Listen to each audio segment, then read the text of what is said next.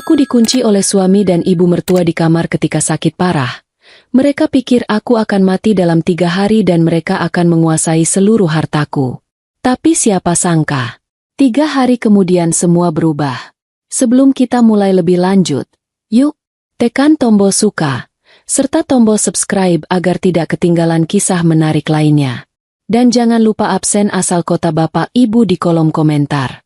Semoga rezeki kita semua dilancarkan, kesehatan kita diberkahi, dan keluarga kita selalu harmonis dalam lindungannya. Amin. Aku tidak pernah menyangka, tempat yang seharusnya menjadi surga peristirahatan, kini menjadi neraka pribadi yang dingin dan sunyi. Namaku Maya, dan aku terbaring lemah di kamar utama villa mewah yang dibangun orang tuaku di pinggir danau. Villa ini, dengan pemandangan air yang tenang dan pepohonan rimbun, selalu menjadi tempat favoritku untuk mencari kedamaian. Sekarang, kedamaian itu digantikan oleh rasa sakit yang menusuk dan kelelahan yang tak tertahankan. Penyakit ini datang tanpa diundang, menyerangku dengan ganas dalam hitungan minggu. Awalnya hanya pusing biasa, lalu berubah menjadi kelemahan total. Tubuhku terasa berat, lumpuh, seolah ada beban tak terlihat yang menimpa setiap sendi dan otot. Menggerakkan jari pun butuh perjuangan yang luar biasa. Seakan aku harus mengerahkan seluruh sisa energiku hanya untuk berkedip. Beberapa jam lalu, drama mengerikan baru saja terjadi di kamar ini. Bima, suamiku, membawa masuk seorang pria yang ia sebut dokter pribadi.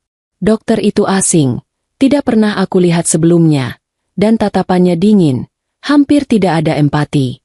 Aku yang lemah hanya bisa melihat. Pandanganku sering kabur dan napasku terasa berat. Aku melihat mata dokter itu berkali-kali melirik ke arah Bima, seolah meminta persetujuan atas setiap kata yang akan dia ucapkan. Vonisnya cepat, kejam, dan disampaikan di luar pintu, tetapi setiap kata menusuk telingaku yang masih berfungsi normal. Dokter itu bilang, kondisinya sangat lemah, sistem sarafnya menurun drastis. Sebaiknya keluarga bersiap untuk kemungkinan terburuk. Aku ingin berteriak, ingin memukul, ingin memberitahu dunia bahwa aku masih di sini. Aku mendengarnya. Tapi suaraku hanya tertahan di tenggorokan, menjadi desahan yang menyedihkan. Tepat setelah dokter palsu itu pergi, topeng duka yang dipakai Bima dan Ibu Mirna langsung tanggal. Dari balik pintu yang sedikit terbuka, aku mendengar suara mereka. Suara Bima, suamiku, yang seharusnya mencintaiku, dan suara Ibu Mirna, ibu mertuaku, yang seharusnya menyayangiku. Tapi yang aku dengar bukanlah nada duka, melainkan tawa kecil yang ditahan, kekahan lega yang sangat memuakan. Akhirnya, Bu, sebentar lagi semuanya selesai. Bisik Bima, suaranya terdengar bahagia, sangat bahagia, seolah dia baru saja memenangkan undian. Aku mendengar Ibu Mirna menjawab dengan nada sinis. Sabar, Bima. Jangan terburu-buru. Kita harus terlihat berduka. Dokter itu sudah memastikan, racunnya bekerja sempurna. Tidak akan ada yang curiga. Semua akan mengira dia meninggal karena komplikasi penyakit. Jantungku serasa berhenti. Darahku mendidih. Semua kecurigaan, semua rasa tidak enak yang aku rasakan selama beberapa minggu terakhir, ternyata benar. Teh herbal khusus yang selalu Ibu Mirna paksakan agar aku minum setiap pagi, dengan alasan untuk memulihkan tenagaku, pasti adalah sumber dari kelumpuhan ini. Rasa pahit yang selalu disamarkan dengan madu itu, ternyata adalah racun yang bekerja lambat. Mereka meracuniku, perlahan-lahan, membuatku terlihat sakit secara alami. Mereka merencanakan kematianku. Pintu kamar berderi terbuka, dan Bima masuk dengan wajah yang sudah kembali memasang ekspresi sedih palsu. Matanya menatapku, tapi itu bukan tatapan cinta. Itu adalah tatapan menjijikan yang melihatku sebagai sebuah objek, sebuah hambatan terakhir yang harus disingkirkan dari jalannya menuju harta. Sayang, kamu harus banyak istirahat, jangan banyak pikiran, katanya dengan suara lembut yang kini terdengar mengerikan di telingaku. Bima berjalan ke meja nakas. Tempat ponselku tergeletak. Aku mengerang, mencoba menggeleng, mencoba berteriak agar dia tidak mengambilnya. Itu adalah satu-satunya penghubungku dengan dunia luar. Satu-satunya harapanku untuk minta tolong. SSSST, tenang, kata Bima. Tangannya terulur mengambil ponsel itu. Biar kamu istirahat total ya. Tidak ada yang akan mengganggumu. Tidak perlu telepon siapa-siapa. Aku mencoba mengangkat tangan, meraih, tapi lenganku hanya bergetar lemah di atas kasur. Aku melihat Bima memasukkan ponselku ke dalam sakunya dengan senyum tipis yang penuh kemenangan. Ibu Mirna muncul di ambang pintu. Senyumnya sama tipis dan kejamnya. Benar, Maya. Kamu harus tenang. Kami akan menjagamu. Kata, menjagamu. Itu terdengar seperti ancaman mati. Ibu Mirna berjalan ke telepon kamar yang ada di sudut ruangan dan, tanpa ragu sedikit pun, ia mencabut kabelnya dari dinding. Aku memejamkan mata. Air mata mulai menggenang. Ini bukan lagi firasat. Ini adalah kenyataan yang pahit. Mereka akan membiarkanku mati di sini. Selamat istirahat, Maya, kata Ibu Mirna, nadanya datar, tanpa emosi. Bima berbalik, menghindari tatapan mataku yang penuh permohonan, dan berjalan keluar. Ibu Mirna mengikutinya. Pintu kamar ditutup pelan, lalu terdengar suara paling mematikan yang pernah aku dengar. Suara kunci diputar dari luar. Klik. Suara kunci itu menggema di ruangan sunyi, menghantam kesadaranku seperti palu godam. Aku terkunci. Aku sendirian. Aku sakit parah, tanpa alat komunikasi. Aku menatap langit-langit kamarku. Kamar yang aku dekorasi sendiri dengan uang warisan. Rumah yang aku beli dengan kerja kerasku. Semua yang aku miliki, yang seharusnya menjadi pelindungku, kini menjadi makam yang disiapkan oleh suamiku sendiri. Di luar, aku bisa mendengar langkah kaki mereka menjauh, menuruni tangga. Lalu samar-samar, aku mendengar suara televisi dinyalakan di lantai bawah, diselingi obrolan ringan dan tawa. Mereka sedang merayakan. Mereka merayakan kematianku yang sedang berjalan lambat. Ketakutan yang luar biasa menjalari tubuhku, lebih dingin daripada kelumpuhan yang aku rasakan. Mereka tidak hanya menginginkan hartaku, mereka menginginkan nyawaku. Ibu Mirna sudah lama mengincar perusahaan peninggalan ayah. Bima, yang terlilit utang karena gaya hidupnya yang foya-foya dan judi online, melihat ini sebagai jalan keluar termudah. Aku memejamkan mata, membiarkan air mata lolos, mengalir panas di pelipis. Aku tidak bisa mati seperti ini. Aku tidak boleh kalah oleh rencana busuk mereka. Tiba-tiba, ingatanku melayang pada ayah. Pada pesan terakhir sebelum beliau meninggal. Maya, harta kita besar, dan di mana ada harta besar, di situ ada bahaya besar. Jangan pernah percaya siapapun sepenuhnya, bahkan orang yang tidur di sampingmu. Dulu aku menganggap ayah berlebihan. Kini kata-kata itu menjadi peringatan yang menusuk. Aku teringat sesuatu. Sebuah kotak kayu kecil. Sebuah rahasia antara aku dan ayah. Sebuah harapan. Tapi kotak itu ada di dalam lemari pakaian, di laci paling bawah. Jarak dari tempat tidur ke lemari terasa seperti puluhan kilometer bagi tubuhku yang lumpuh. Aku menarik napas dalam-dalam, mencoba mengumpulkan sisa-sisa kekuatan yang aku miliki. Aku tidak akan menyerah. Mereka salah besar jika mengira ini adalah akhir bagiku. Aku akan berjuang. Aku harus bergerak. Sekarang juga. Tawa Bima dan Ibu Mirna yang sinis dari lantai bawah memompa adrenalin ke tubuhku. Aku mulai menggoyangkan bahuku, sedikit demi sedikit, senti demi senti menuju tepi ranjang. Prosesnya menyakitkan. Setiap gerakan kecil terasa seperti menarik ototku hingga putus. Tapi aku harus berhasil. Aku harus bertahan. Hanya ada aku dan Tuhan di sini. Dan di luar sana, ada anakku, Arka. Aku memaksa diriku bergerak. Perutku terasa melilit menahan kehausan dan kelaparan. Tapi di atas semua rasa sakit fisik itu, ada rasa sakit hati yang membuatku lebih kuat. Pengkhianatan Damar dan Ibu Mirna adalah energi gelap yang aku butuhkan untuk melawan. Mereka akan membayar mahal untuk ini. Setelah perjuangan yang terasa seperti berjam-jam, tubuhku akhirnya sampai di tepi kasur. Aku tidak punya pilihan. Aku harus jatuh. Dengan satu dorongan putus asa, aku menjatuhkan diriku ke lantai. Tubuhku menghantam karpet tebal dengan bunyi gedebuk pelan, namun keras sekali di telingaku yang sunyi. Aku terdiam, menahan napas. Jantungku berdebar kencang. Apakah mereka mendengarnya? Aku menunggu. Lalu, langkah kaki terdengar di luar pintu. Jantungku serasa melompat ke tenggorokan. Ada suara apa itu? Terdengar suara Bima, cemas. Aku mendengar Ibu Mirna menjawab dengan nada dingin dan tanpa emosi. Paling dia jatuh dari kasur. Sudah, biarkan saja. Jangan dibuka pintunya.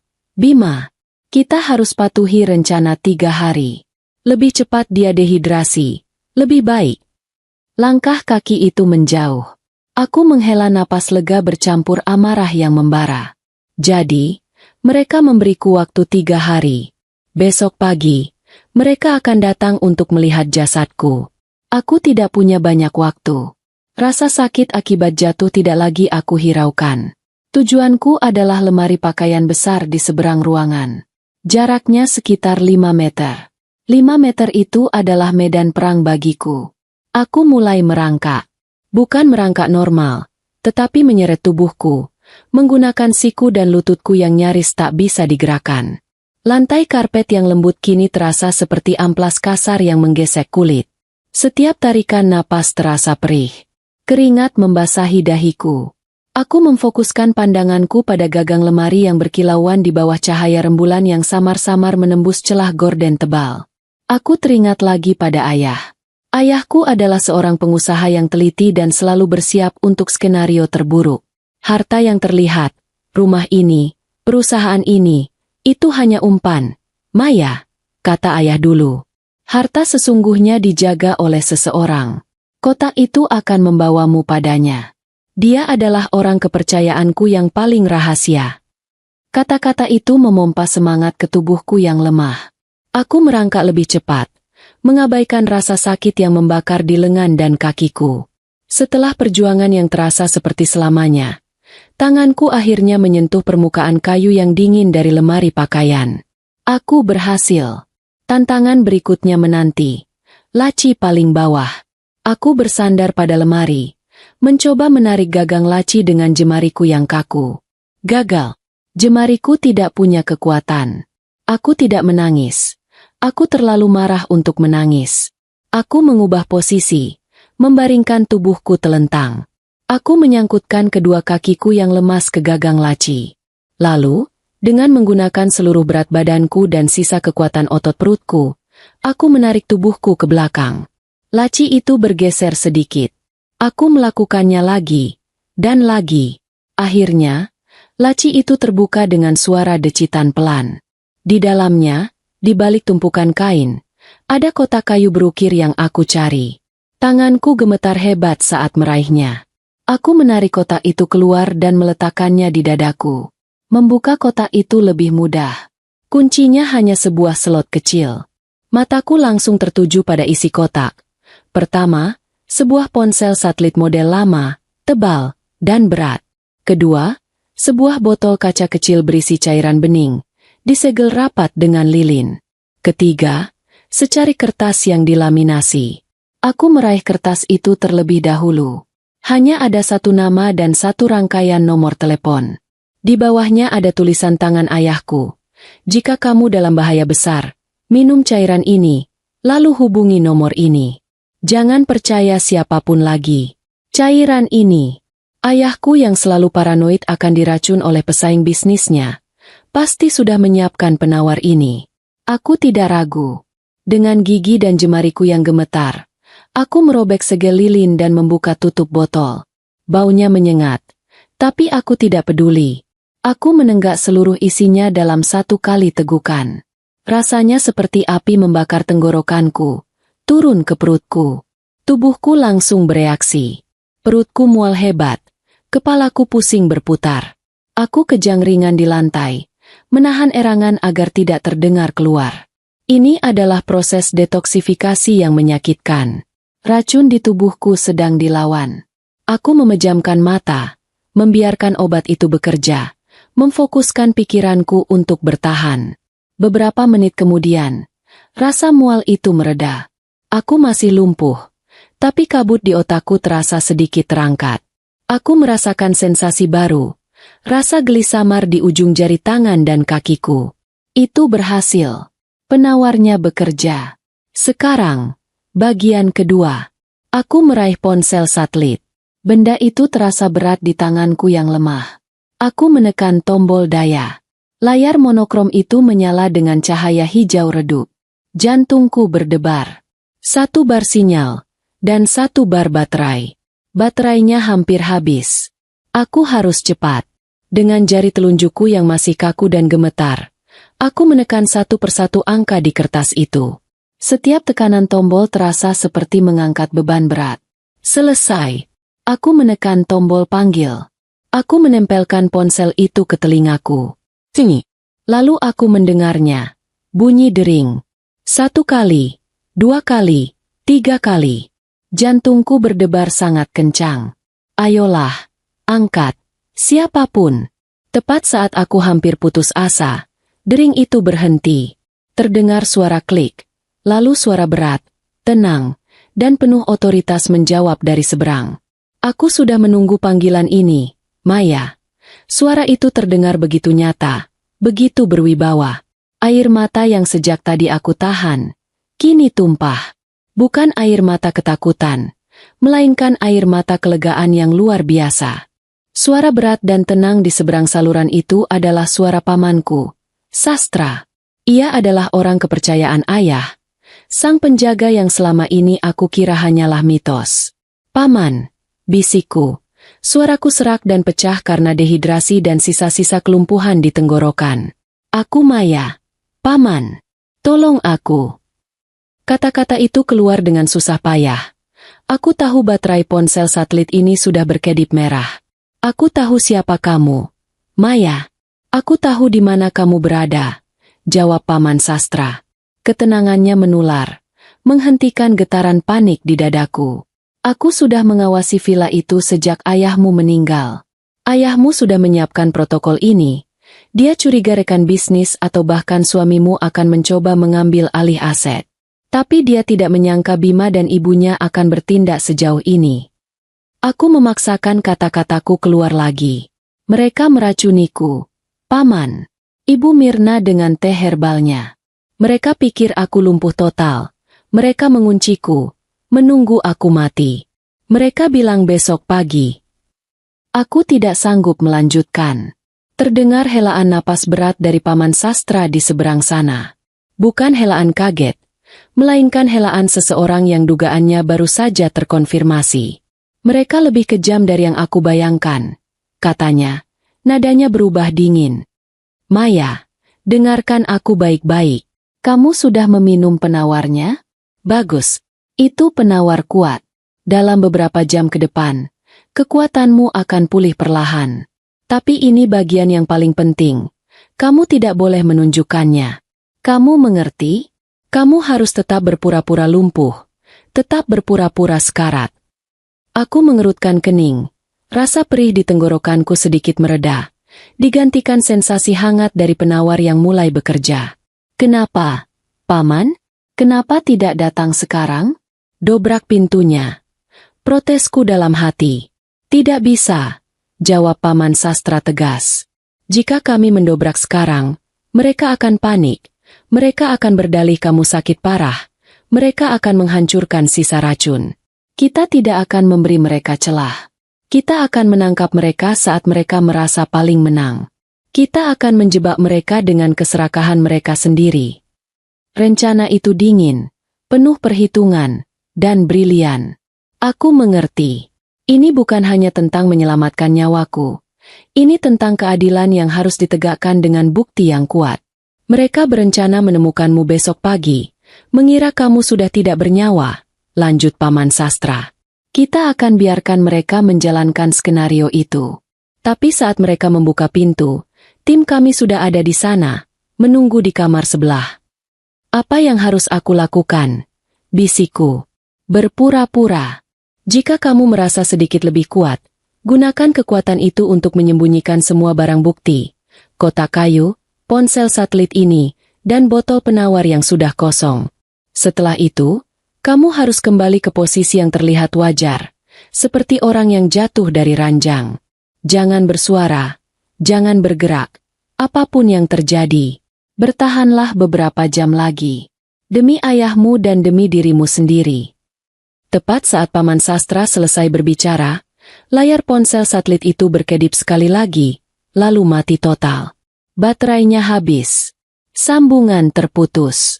Keheningan di dalam kamar kembali menyergapku, tapi kali ini, keheningan itu tidak lagi menakutkan. Aku punya rencana. Aku punya harapan. Aku menarik napas dalam-dalam. Aku merasakan sesuatu yang luar biasa. Jari-jari kakiku bisa digerakkan. Bukan hanya geli-geli, tapi benar-benar bergerak atas perintah otakku. Kekuatan di lenganku juga kembali. Meski masih lemah, penawar itu bekerja lebih cepat dari dugaanku. Aku melihat ke sekeliling kamar yang temaram. Kotak kayu, ponsel, botol kosong. Aku harus menyembunyikannya. Aku mulai merangkak lagi. Kali ini gerakanku lebih terkoordinasi. Aku tidak lagi menyeret tubuh, tetapi merangkak pelan. Aku berhasil mencapai kolong lemari pakaian yang berat dan menyelipkan kotak kayu, ponsel, dan botol kosong itu jauh ke dalam debu dan kegelapan di sana. Tidak ada yang akan mencarinya. Tugasku selesai. Sekarang, bagian tersulit, acting. Aku merangkak kembali ke dekat ranjang, mengatur posisi tubuhku di atas karpet. Satu tangan terulur ke arah ranjang, seolah gagal meraih pegangan. Kepalaku miring, menghadap pintu. Aku mengatur napasku agar terdengar dangkal dan lemah. Aku sudah siap menjadi perangkap yang menunggu predatornya masuk. Di saat yang sama, jauh dari fokusku di dalam kamar, kebetulan besar sedang bergerak di luar villa. Arka, putra sematawayangku, baru saja tiba. Arka, si anak rantau yang jarang pulang, sengaja tidak memberi kabar. Niatnya murni, hanya ingin memberiku kejutan lucu. Dia membayangkan aku akan melonjak kaget melihatnya. Dia memarkir mobilnya beberapa kilometer dari villa dan berjalan masuk melalui jalan setapak tersembunyi. Jalur yang hanya kami berdua tahu. Arka selalu punya selera humor yang agak nakal. Meski dia sudah dewasa dan bekerja mapan di luar kota. Kali ini, rencananya adalah menyelinap lewat jendela kamar tidur utama yang menghadap danau. Dia tahu aku suka membuka tirai lebar-lebar untuk menikmati pemandangan senja. Dia akan mengintip dan mengucapkan, "Siapa di sana?" Dengan suara seram, membuatku menjerit lucu. Diam-diam, Arka mencapai taman belakang villa. Pohon-pohon rimbun menyembunyikannya sempurna. Dia mendekat ke jendela kamarku. Jendela itu tertutup rapat, dan tirai tebalnya juga tertutup. Aneh, pikir Arka. Aku tidak pernah menutup tirai saat senja. Arka mendekatkan wajahnya ke celah tirai yang tidak rapat sempurna. Dia mengintip.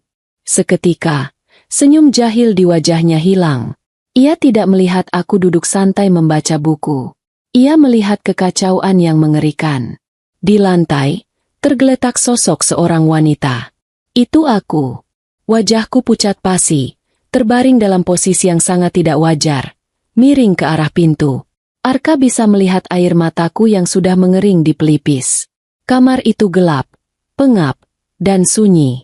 Detik berikutnya, Arka mendengar suara yang membuatnya merinding.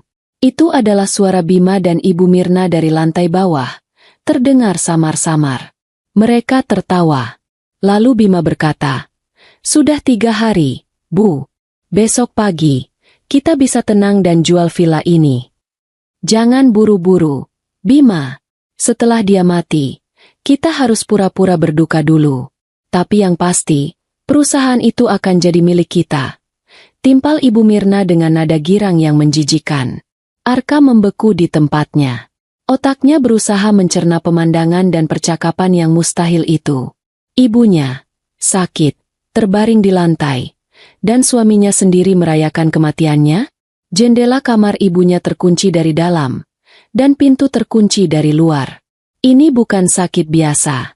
Ini adalah jebakan. Insting anak laki-laki yang melindungi ibunya langsung mengambil alih. Arka tahu dia tidak bisa bertindak gegabah. Jika dia berteriak atau mendobrak pintu, Bima dan Mirna pasti akan panik dan mungkin menyakitiku. Dia harus bertindak diam-diam, seperti hantu yang tak terlihat. Arka menjauh dari jendela tanpa suara. Kejutannya telah berubah menjadi misi penyelamatan paling berbahaya dalam hidupnya. Dia harus segera pergi, tapi tidak ke kantor polisi terdekat. Bima punya kenalan di kepolisian setempat. Dia harus menghubungi seseorang yang berkuasa, seseorang yang ayah selalu percayai di kota besar. Tiba-tiba, Arka teringat sebuah nama, Paman Sastra. Orang yang sama yang baru saja menutup telepon dengan ibunya. Ayah pernah memberitahu Arka, jika terjadi sesuatu pada ibu, hubungi Paman Sastra. Dia bayangan yang melindungi kita. Arka tahu nomor Paman Sastra dari buku alamat darurat di dompetnya. Arka segera berlari, tanpa suara, kembali ke mobilnya. Sambil menyetir menjauh, ia mengeluarkan ponselnya dan mencari kontak Paman Sastra. Dia tidak tahu bahwa ia adalah mata rantai kedua yang diaktifkan oleh rencana ayahnya. Dan dia tidak tahu bahwa di dalam villa, aku baru saja menyelesaikan adegan pertamaku, berpura-pura mati. Kami, ibu dan anak, sama-sama bergerak dalam bayangan, untuk tujuan yang sama. Tangan Arka mencengkeram kemudi mobil, dingin dan berkeringat, tetapi matanya fokus pada jalan. Semua rencana jahil untuk mengejutkan ibunya lenyap seketika, tergantikan oleh amarah yang membakar. Ibu dan anak sama-sama diliputi amarah pada dua manusia serakah yang ada di villa itu. Arka tidak menangis. Ia terlalu marah untuk mengeluarkan air mata. Yang ia butuhkan hanyalah bertindak, cepat dan tepat, tanpa diketahui Bima dan Mirna. Dia tahu, melaporkan ke polisi lokal adalah bunuh diri. Bima, dengan koneksi utangnya yang rumit, pasti punya orang-orang yang bisa dibayar, bahkan di institusi penegak hukum setempat. Arka memacu mobilnya ke arah pusat kota, menuju satu-satunya kontak yang ayahku pernah sebut dengan nada penuh hormat dan rahasia, Paman Sastra. Sambil menyetir, Arka menghubungi nomor Paman Sastra. Telepon diangkat setelah dering ketiga. Ya. Suara Paman Sastra terdengar serak, khas orang yang baru bangun tidur, tetapi juga penuh kewaspadaan. Arka langsung menyambar, tanpa basa-basi perkenalan. Paman Sastra, ini Arka, putra Maya. Aku di villa sekarang, dan ibuku dalam bahaya besar. Arka menceritakan dengan cepat apa yang ia lihat. Ibuku terbaring di lantai, pintu terkunci, dan percakapan Bima Mirna tentang villa yang akan dijual. Arka menyadari Paman Sastra mendengarkan dengan penuh perhatian. Tidak ada pertanyaan, tidak ada kepanikan, hanya instruksi yang tajam. Aku tahu. Ibuku baru saja menghubungiku dengan ponsel satelit ayahmu. Jawab Paman Sastra. Suaranya kini sepenuhnya tajam. Ternyata ibu sudah duluan, pikir Arka.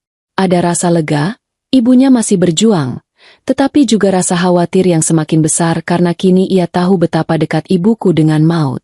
Arka, dengarkan baik-baik. Rencanamu untuk tidak menghubungi polisi lokal sudah tepat. Kamu adalah kartu as tak terduga dalam rencana ini. Paman Sastra menjelaskan rencananya. Perangkap keserakahan. Kami tidak bisa mendobrak masuk. Kami harus membiarkan Bima dan Mirna menjalankan skenario mereka, dan menangkap mereka dengan bukti tak terbantahkan. Paman Sastra sedang dalam perjalanan ke kota besar, membawa tim yang lengkap, pengacara handal, ahli toksikologi, dan tim polisi bersih dari kesatuan khusus. Arka, kamu harus kembali ke villa, perintah Paman Sastra. Tapi jangan masuk. Kamu adalah mata dan telinga kami dari luar. Cepat, temukan gudang peralatan di dekat dermaga. Ayahmu menyimpan kotak peralatan darurat untuk anak-anaknya. Cari ransel hitam di sana. Di dalamnya ada alat komunikasi nirkabel dan kamera kecil. Kamu harus merekam setiap pergerakan Bima dan Mirna di sekitar kamar ibumu. Arka merasakan darahnya berdesir karena adrenalin. Ia tidak pernah menyangka kepulangannya akan berubah menjadi misi spionase seperti ini. Dia mengangguk. Lalu teringat satu hal yang ayah selalu lakukan di villa ini. Paman, aku ingat ayah pernah bilang, ada saluran ventilasi tua di atas loteng kamar ibu, terhubung ke gudang. Itu bisa jadi jalur senyap. Terdengar tarikan napas pendek dari Paman Sastra. Hebat. Arka, itu jalur yang kami cari. Gunakan itu. Tapi jangan pernah, Aku ulangi, jangan pernah masuk ke dalam kamar. Tugasmu hanya merekam dan menunggu sinyal dariku. Ingat, kamu harus tetap jadi hantu. Bima dan Mirna tidak boleh tahu kamu pulang. Arka segera memutar balik mobilnya, menuju villa lagi. Rasa cemas dan tugas berat berpadu, membuatnya merasa seperti pahlawan film aksi yang tiba-tiba. Yah, setidaknya ini lebih seru daripada laporan keuangan kantor, pikirnya, mencoba memecah ketegangan yang menyesakkan. Sedikit humor dalam situasi genting adalah pertahanan terbaik seorang anak muda. Sementara Arka berbalik arah, Paman Sastra tidak membuang waktu sedetik pun. Teleponnya beralih ke saluran aman yang terhubung dengan timnya, yang terdiri dari orang-orang kepercayaan yang setia kepada ayahku. Paman Sastra, seorang pria paruhbaya yang tenang dan berwibawa, bukanlah sekadar kerabat. Ia adalah mantan kepala keamanan yang dilatih militer, sosok yang selalu bekerja dalam bayangan. Status saat ini, Maya sudah meminum penawar. Ada sinyal dari Arka, dia adalah saksi mata di lokasi, kata Paman Sastra kepada timnya yang berada di dalam van hitam yang melaju cepat. Di sebelahnya duduk Pak Hardi, pengacara paling ditakuti, dan Dr. Karina, seorang ahli toksikologi forensik independen. Dr. Karina segera menunjuk ke monitor yang menampilkan analisis data dari villa. Penawar yang digunakan ayahmu itu adalah formula yang sangat agresif. Efek sampingnya parah, kejang, mual, tapi akan bekerja cepat. Dalam waktu 6 jam, Maya akan mendapatkan kembali 70% kekuatan motoriknya. Dia harus tetap berakting, itu bagian paling sulitnya. Pak Hardi, si pengacara berwajah dingin, hanya memegang map tebal bersampul merah. Fokus kita bukan hanya pada penangkapan, Sastra, tapi pada warisan. Wasiatnya sangat jelas. Jika Maya meninggal karena tindak kejahatan yang dilakukan oleh suami atau keluarga suami, Damar dan seluruh garis keturunannya dicabut hak warisnya secara permanen. Pengakuan mereka adalah kunci agar harta yang 90% itu tidak jatuh ke tangan mereka, dan malah dialihkan ke yayasan amal yang didirikan ayahmu. Jadi, mereka tidak akan dapat apa-apa, bahkan jika mereka berhasil membunuhku. Paman Sastra berbisik, membenarkan dugaanku. Keserakahan mereka membuat mereka buta. Mereka pikir mereka memburu harta karun, padahal mereka berjalan menuju jurang. Paman Sastra kemudian menghubungi Komisaris Guntur, perwira tinggi kepolisian yang benar-benar bersih dan loyal pada kebenaran. Guntur, aku butuh tim yang sangat senyap. Kita akan masuk melalui saluran ventilasi yang tersembunyi. Kita akan menunggu di kamar mandi walk-in di kamar sebelah. Arka akan mengamankan jalur masuk dari gudang. Rencana itu dirancang dalam hitungan menit. Presisi seperti operasi militer. Mereka tidak akan memberi kesempatan pada Bima dan Mirna. Paman Sastra tahu, yang dibutuhkan sekarang hanyalah waktu, dan kehati-hatian agar tidak ada langkah yang salah. Di villa, Arka menyelinap menuju gudang peralatan di dermaga. Gudang itu kecil, lembab, dan penuh dengan bau ket dan bahan bakar perahu. Di sudut, di bawah tumpukan jaring ikan, Arka menemukan ransel hitam yang dimaksud Paman Sastra. Di dalamnya, alat komunikasi nirkabel, mirip walkie-talkie versi mini, dan sebuah kamera kecil dengan sensor gerakan. Kamera itu akan ia pasang di celah ventilasi di loteng, persis di atas tempat tidurku.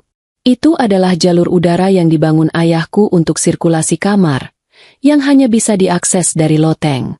Ayah selalu paranoid soal mata-mata dan penyadap. Siapa sangka paranoia itu kini menyelamatkan nyawaku. Baiklah, misi spionase kita mulai. Bisik Arka pada dirinya sendiri, menarik napas. Ia menemukan tangga kayu lipat dan mulai memanjat ke loteng, bergerak seperti ninja. Debu tebal, sarang laba-laba, dan udara panas menyerangnya. Tapi ia tak peduli. Di lantai bawah, di ruang tamu yang mewah, Bima dan Ibu Mirna sedang merayakan kemenangan mereka yang belum terwujud. Mereka sibuk dengan dokumen, memalsukan tanda tangan, dan menyusun strategi untuk mencairkan aset setelah kematian yang mereka harapkan. Lihat ini, Bima, kata Ibu Mirna, mengibaskan selembar kertas. Begitu surat kematian keluar, Kita bisa langsung mencairkannya sebelum bank sempat membekukan aset. Wajahnya berseri-seri, tapi matanya dipenuhi nafsu. Bima tampak gelisah. Ia meraih ponselku yang tergeletak di meja. Dia tahu kata sandinya. Dia pernah mengintipku membukanya.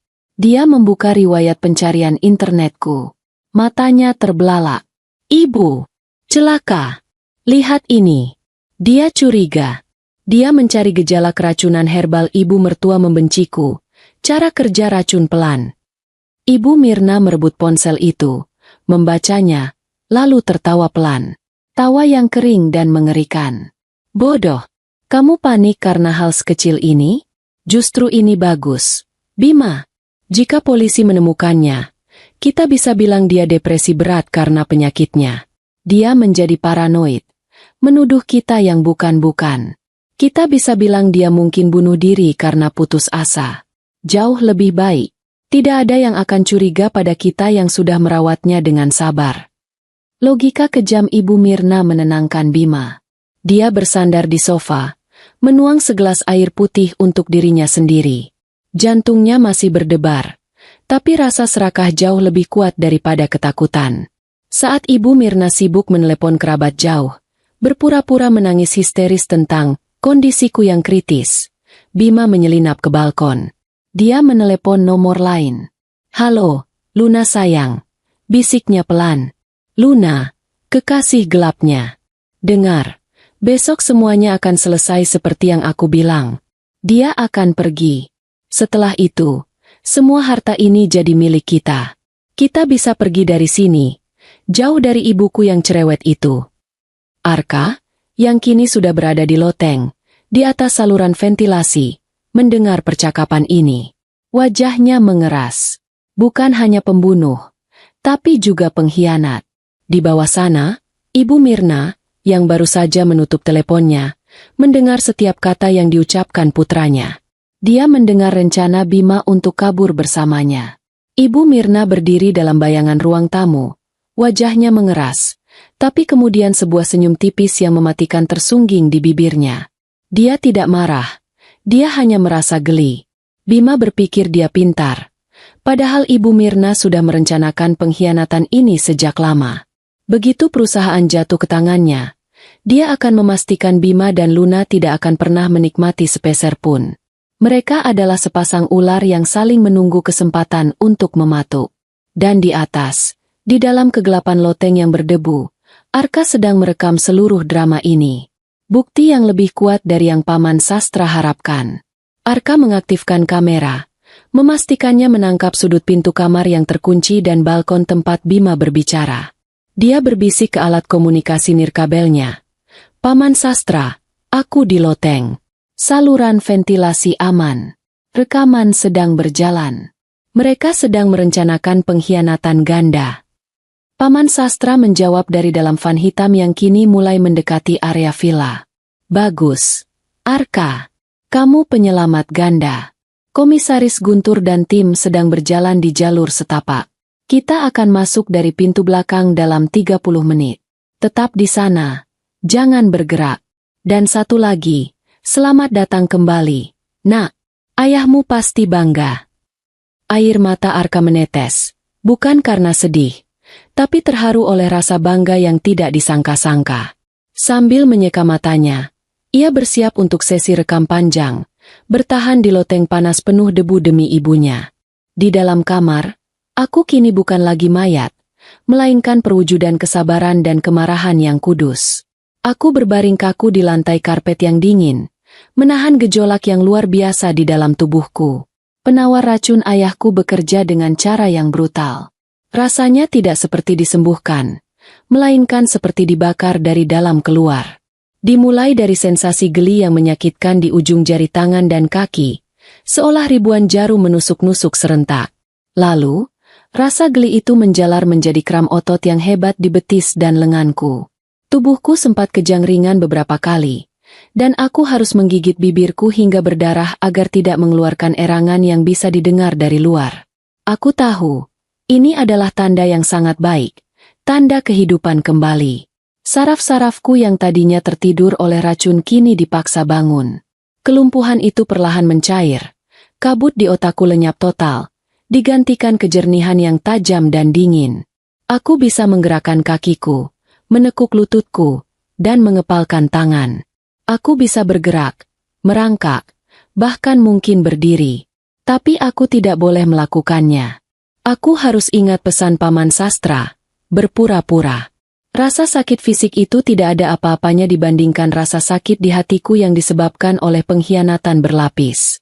Setelah ponsel satelit mati, aku berbaring dalam kegelapan dan aku mendengarkan. Keheningan malam selalu membawa suara-suara yang tak terdengar di siang hari. Pertama, aku mendengar suara Ibu Mirna di lantai bawah.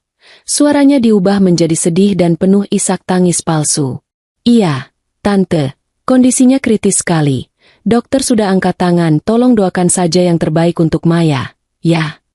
Aku mengenali nada itu. Nada yang sama digunakannya saat memanipulasi kerabat lain untuk meminjam uang atau mendapatkan simpati. Perutku mual oleh kemunafikan itu. Lalu, aku mendengar suara yang menghancurkan sisa-sisa hati terakhir. Suara Bima di balkon, berbisik mesra kepada selingkuhannya. "Luna, sabar, Luna sayang. Iya. Besok pagi semuanya akan selesai. Aku janji, kita akan berlibur keliling Eropa. Semua hartanya akan jadi milik kita." Tentu saja, kalung berlian peninggalan neneknya itu, aku akan mengambilnya dari lehernya besok pagi, biar terlihat alami, lanjut Bima. Itu akan terlihat jauh lebih indah di lehermu, sayang. Kalung itu, kalung yang diberikan oleh almarhumah ibuku, peninggalan nenek buyutku. Benda yang aku pakai di hari pernikahan kami. Bima tidak hanya ingin membunuhku. Dia ingin merampok kenangan paling berharga dariku untuk diberikan kepada wanita simpanannya. Rasa sakit di hatiku berubah menjadi sesuatu yang lain. Kemarahan murni. Kemarahan ini membakar sisa-sisa kesedihanku, menyisakan tekad baja. Aku tidak akan mati. Aku tidak akan membiarkan mereka menang. Aku tahu Bima tidak menyadari. Ketika dia berbisik mesra tentang Luna, Ibu Mirna juga mendengarnya. Aku mendengar decit pelan pintu kamar Mirna yang seharusnya tertutup. Dua ular yang saling menunggu untuk saling mematuk. Batinku getir. Mereka pantas mendapatkan satu sama lain. Kekuatan fisikku mulai kembali, dan aku menguji batasannya dalam diam. Aku mengepalkan tanganku. Jari-jariku patuh. Aku menekuk lutut. Kakiku merespons, meski lemah dan gemetar. Aku bisa bergerak, tapi aku harus tetap berakting. Maka, aku menggunakan sisa malam itu untuk berlatih berakting menjadi mayat. Aku berbaring di lantai dalam posisi yang sama seperti saat aku jatuh. Tangan terulur ke arah ranjang. Aku melatih napasku, membuatnya dangkal, hampir tak terlihat, meniru ritme orang yang sudah koma. Rasa haus dan lapar menyiksaku. Tenggorokanku kering seperti gurun, perutku melilit perih. Tapi bayangan wajah Bima yang menyerahkan kalung nenekku kepada Luna memberiku minum. Aku akan bertahan. Di atas loteng, malam panjang juga menjadi medan pertempuran bagi Arka. Udara di loteng pengap dan panas, dipenuhi debu dan sarang laba-laba. Setiap gerakan harus dilakukan super senyap agar tidak ada suara krek yang terdengar di kamar di bawahnya. Arka menyandarkan punggungnya ke dinding kayu, berhati-hati agar kamera yang ia pasang di saluran ventilasi tidak bergeser. Melalui walkie-talkie nirkabel, ia bisa mendengar dengan jelas percakapan Bima dan Mirna di lantai bawah. Ia mendengar tangisan palsu Mirna, dan ia mendengar pengkhianatan ganda Bima. Aku bersumpah, jika aku keluar dari sini, aku akan memastikan mereka tidak akan melihat cahaya matahari lagi. Bisik Arka pada alat komunikasinya. Rekaman ini akan menghancurkan mereka. Kedua-duanya. Bagus. Nak, dendam itu api yang bagus. Asalkan kamu bisa mengendalikannya. Jawab Paman Sastra dari Van di luar. Kami sudah bergerak. Tim Alpha sudah melumpuhkan sistem keamanan CCTV dari jarak jauh. Di monitor Bima, semua terlihat normal. Kami hanya tinggal menunggu fajar. Arka merasakan kantuk menyerang hebat, tetapi ia menampar pipinya pelan. Tidak boleh tidur. Ini jam-jam kritis. Untuk memecah ketegangan, Arka teringat sebuah cerita konyol. Paman, panggil Arka dengan nada sedikit geli.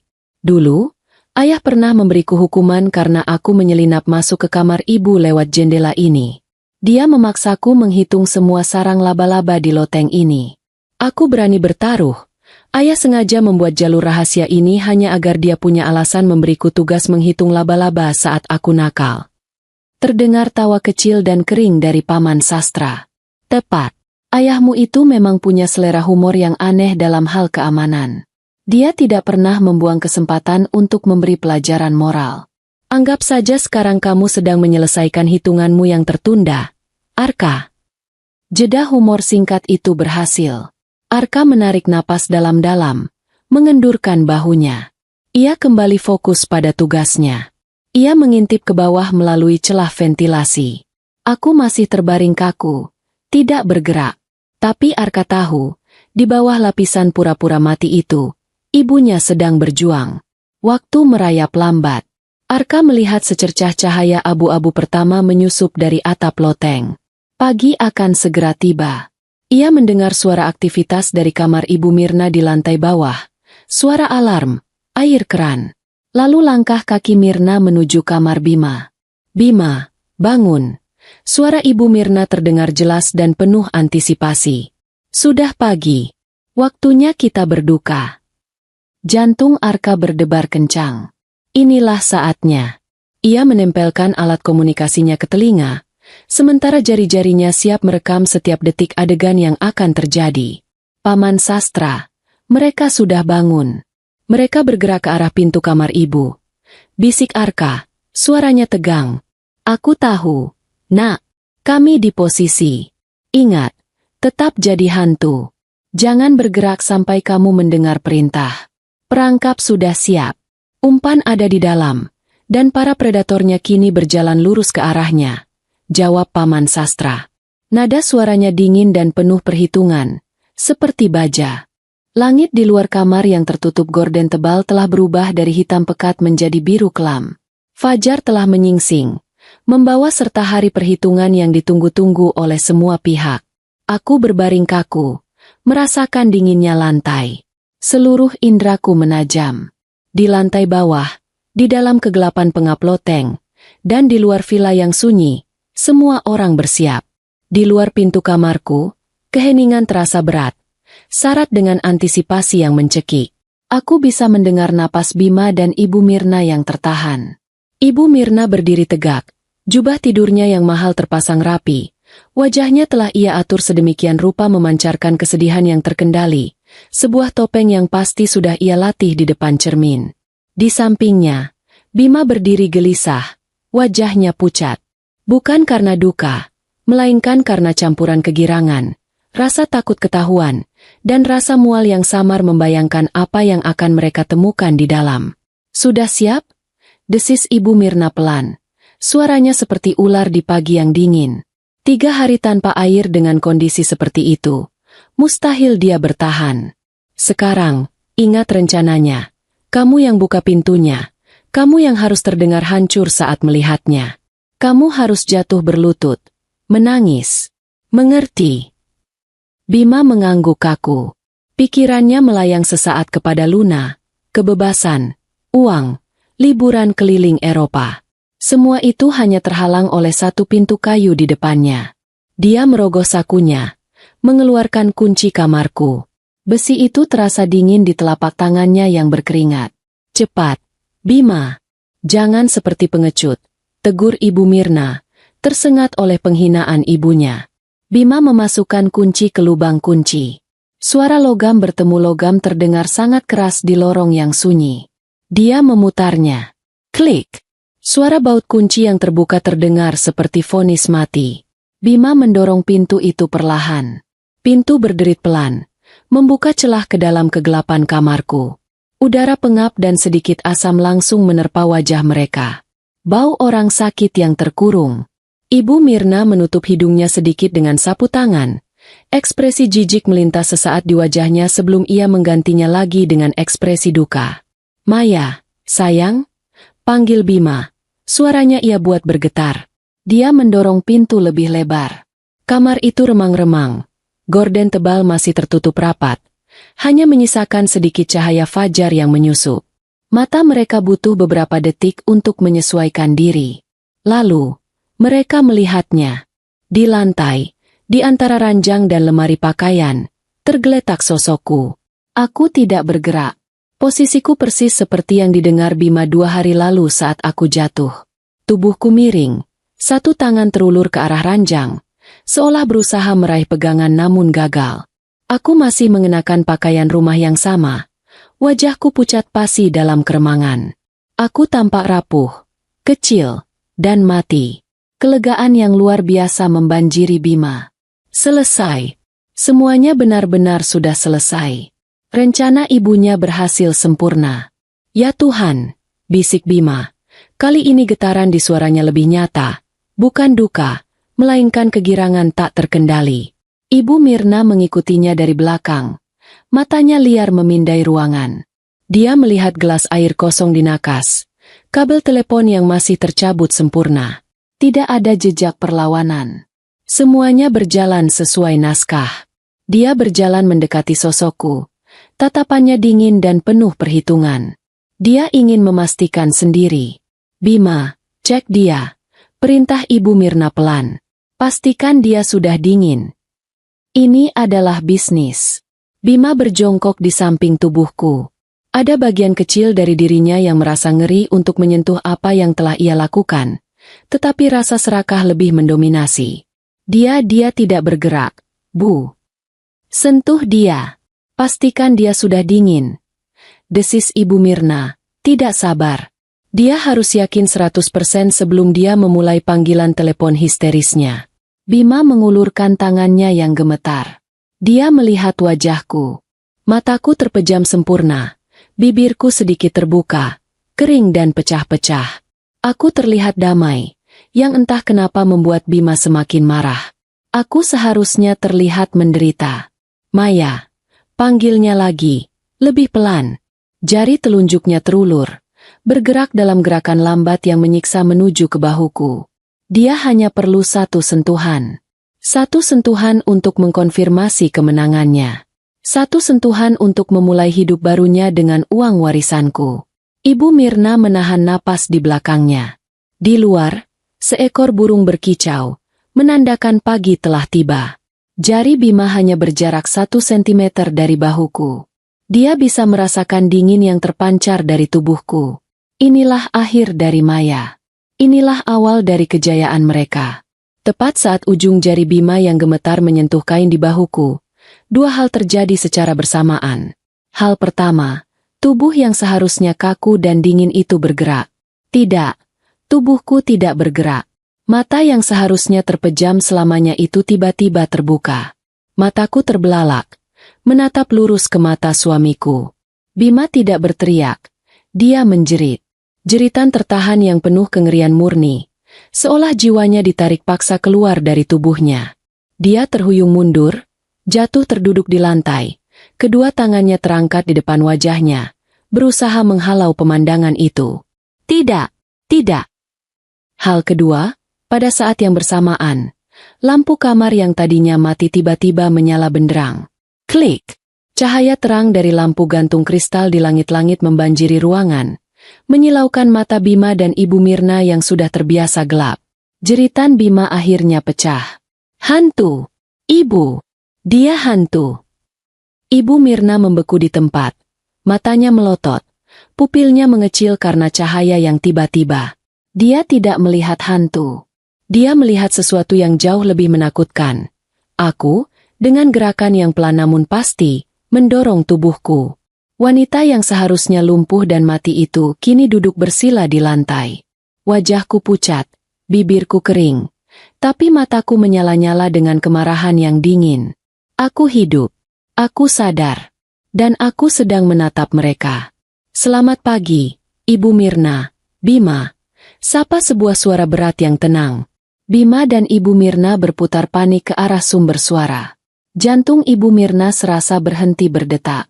Mereka tidak sendirian. Kamar itu penuh orang. Keluar dari bayang-bayang di dekat pintu kamar mandi walk-in yang besar, berdirilah Paman Sastra, tegap seperti gunung. Di sebelahnya berdiri Komisaris Guntur mengenakan seragam lengkapnya. Di dekat jendela, Pak Hardi sang pengacara memegang map dokumen. Dan di dekat pintu kamar, berdiri 2 petugas polisi berseragam lainnya. Mereka telah masuk diam-diam, bersembunyi di dalam kamar mandi dan ruang ganti, menunggu dalam kegelapan. Mereka menunggu Bima dan Ibu Mirna masuk, mengunci diri mereka sendiri di dalam tempat kejadian perkara. Ini jebakan. Ini jebakan yang sempurna. Apa-apaan ini? Teriak Bima. Suaranya pecah antara tangis dan amarah. Ini rumahku, Bima. Rumah yang kau coba jadikan makamku. Kataku, suaraku serak, tapi setiap kata terdengar jelas. Tatapan Ibu Mirna terkunci padaku. Dia menunjukku dengan jari gemetar. Wajahnya berubah dari pucat pasi menjadi merah padam karena amarah yang tak terkendali. Logikanya hancur. Tidak, tidak mungkin, jerit Ibu Mirna. Suaranya melengking tinggi memenuhi ruangan. Kau seharusnya sudah mati.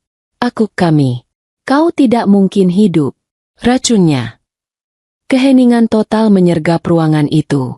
Hanya terdengar suara napas Ibu Mirna yang terengah-engah. Dia telah mengatakannya. Di depan komisaris polisi. Di depan pengacara. Di depan para saksi. Pak Hardi, sang pengacara, menekan tombol pada alat perekam digital kecil di tangannya. Sudah direkam. Pengakuan penuh di tempat kejadian. Katanya datar. Wajah Ibu Mirna runtuh seketika. Kesadaran atas apa yang baru saja ia ucapkan menghantamnya seperti palu godam. Tatapannya kosong, menatap botol racun yang kini ia akui secara tidak sengaja. Tidak, tidak, aku tidak. Anda bilang racunnya. Pekiknya lagi. Kali ini lebih lemah. Suaranya dipenuhi keputusasaan yang nyata. Ini semua jebakan. Wanita ular itu, dia pura-pura sakit. Maya hampir mati. Mirna. Paman Sastra akhirnya angkat bicara. Suaranya menggelegar. Jika bukan karena penawar yang disiapkan ayahnya, dia akan mati di lantai ini, dan kalian berdua akan menari-nari di atas kuburnya. Komisaris Guntur melangkah maju. Wajahnya tegas dan tanpa belas kasihan. Ibu Mirna, Saudara Bima, Anda berdua ditahan atas dugaan percobaan pembunuhan berencana dan konspirasi. Bima, yang sejak tadi terdiam di lantai, akhirnya hancur. Dia tidak sekuat ibunya. Dia menundukkan kepalanya dan mulai menangis. Tangisan yang nyata. Tangisan seorang pengecut yang tertangkap basah. Bukan aku. Ibu. Ini semua rencana ibu. Aku tidak mau. Ibu memaksaku.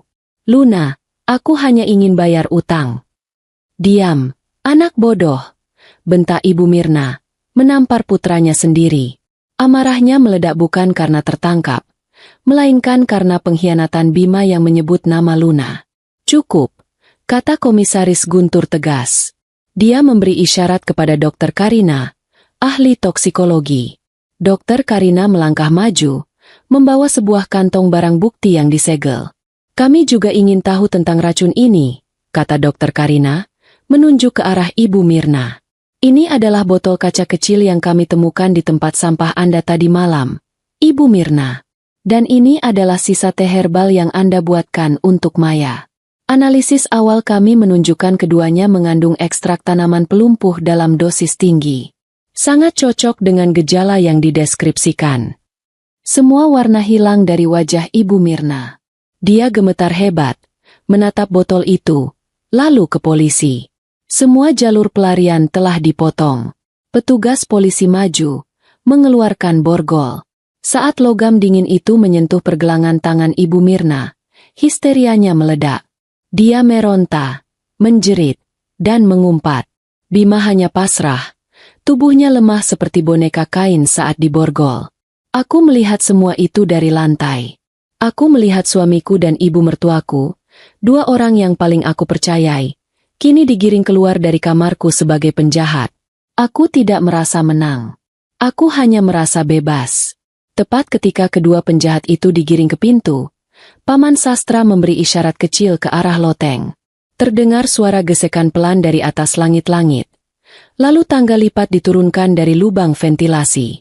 Dari kegelapan loteng, perlahan muncul sosok yang penuh debu dan sarang laba-laba. Itu adalah Arka.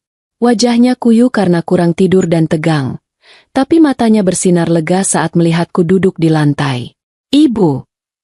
Arka langsung melompat turun, menerjang ke arahku. Dia berlutut, memelukku erat-erat.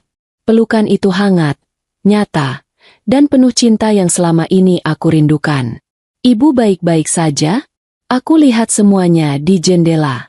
Aku lihat dia mengunci ibu. Lalu aku dengar mereka bicara di balkon. "Arka!" bisikku. Air mata akhirnya mengalir. Bukan lagi air mata sakit, tapi air mata syukur. Kamu yang menyelamatkan ibu." Paman Sastra tersenyum tipis. "Bukan aku, Maya. Arka yang menyelamatkanmu. Dia yang memberi kami bukti tak terbantahkan. Dia merekam semua rencana mereka dari loteng, termasuk pengakuan Bima tentang Luna dan rencana kaburnya." Arka mengeluarkan kamera kecil dari saku jaketnya yang kotor dan menyerahkannya kepada Pak Hardi. "Ini, Pak, rekaman percakapan di balkon. Pengkhianatan ganda." Pak Hardi tersenyum puas, memegang barang bukti itu seperti harta karun. "Sempurna. Ini memastikan tidak ada celah bagi pengacara mereka untuk berargumen. Tidak ada duka palsu, hanya serangkaian kebohongan dan pengkhianatan yang berujung pada percobaan pembunuhan."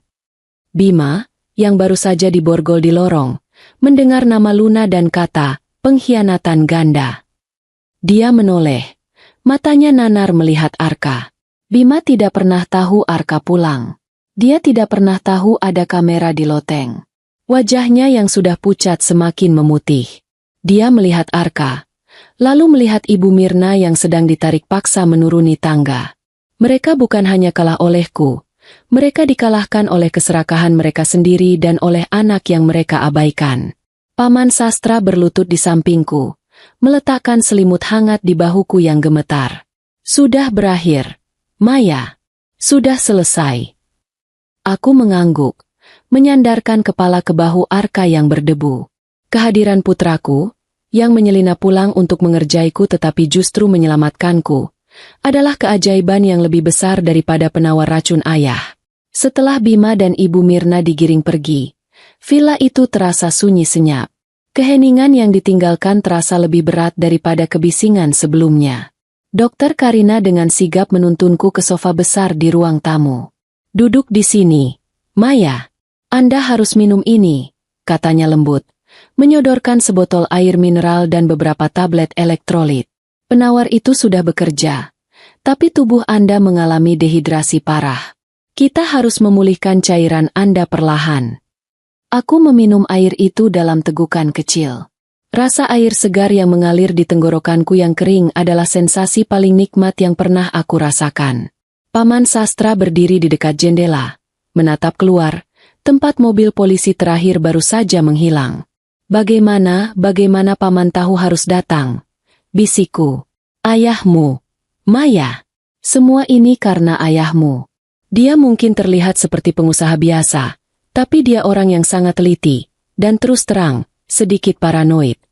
Paman Sastra menjelaskan, wajahnya yang tegas melembut saat menatapku.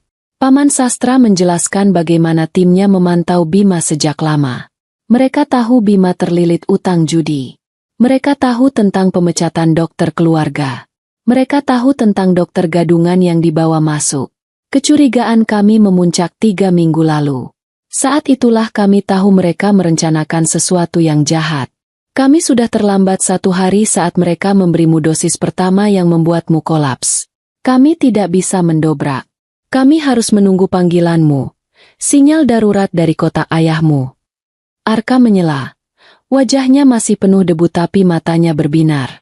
"Dan aku, Paman, aku adalah kejutan ayah untuk skenario. Semua orang sudah menyerah." "Tepat," kata Paman Sastra, menepuk bahu Arka dengan bangga.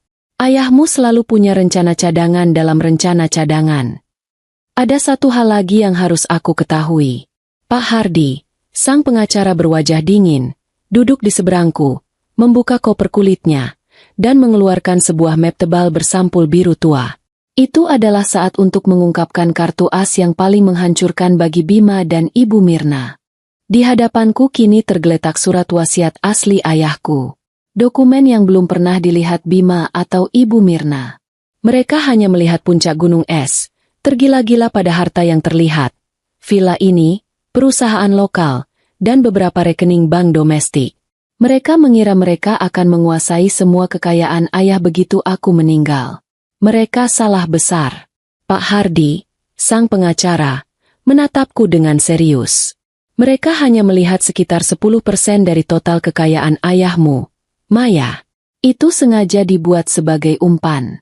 90% kekayaan sesungguhnya tersimpan aman dalam dana perwalian internasional.